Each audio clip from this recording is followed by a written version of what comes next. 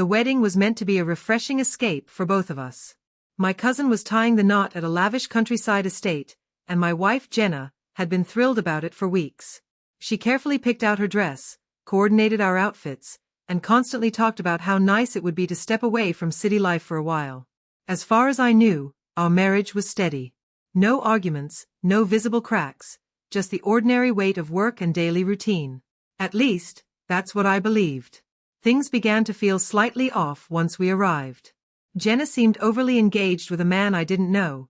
Tall, attractive, radiating confidence.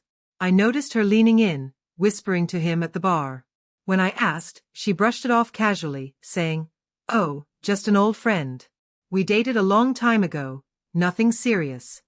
But that phrase, "nothing serious," echoed in my head, especially as the night went on. I watched them laugh together more than once, her hand grazing his arm in a way that felt too natural, too practiced. I tried to keep my composure. After all, it was a wedding, and I didn't want to spark a scene. Still, her mannerisms told me this wasn't as innocent as she wanted me to believe. I stayed nearby most of the evening, but after dinner, Jenna slipped away. I went searching, first down the hall near the women's restroom, then in the garden, and even around the side of the building where people stepped out for a smoke. She wasn't there. Then I heard laughter behind the old barn at the edge of the venue. When I rounded the corner quietly, my stomach sank. There she was, wrapped in the arms of her so-called old friend, kissing him with a kind of passion that left no doubt. This wasn't an accident. It wasn't a drunken slip. It was deliberate, familiar, and intimate. I froze, not with shock, but with a strange emptiness. Without a word, I turned and walked away. No confrontation. No yelling. No tears. I returned to our table, grabbed my keys, and left the venue unnoticed. That night, I drove home, packed a small bag, and checked into a hotel. I didn't call her, and when her messages finally came through, I ignored them. I wanted her to feel the weight of my absence. The next morning, I sent one message: "I know what you did. I saw you. Don't bother coming home." That was the last thing I ever wrote to her. I blocked her everywhere and called my lawyer. We didn't share much in terms of assets, but I made sure she couldn't touch what was mine. I froze the joint accounts, changed the locks, and gathered evidence in case she attempted to twist the story during the divorce. She tried to reach me from unknown numbers, flooded my inbox with emails, begged for a chance to explain.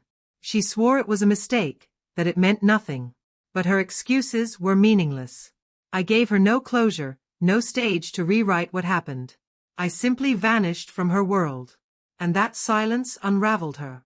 2 months later, I heard from mutual acquaintances that the man she betrayed me with had disappeared from her life as quickly as he appeared.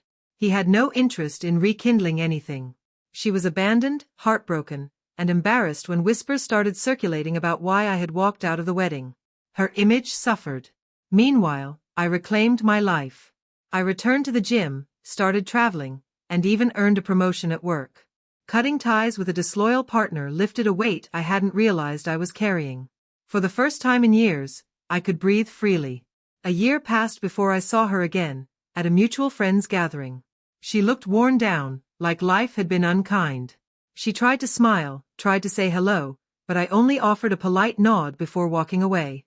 That single glance said more than words ever could. I didn't need dramatic revenge or loud declarations. She destroyed herself with her own decisions. All I had to do was let the silence remain.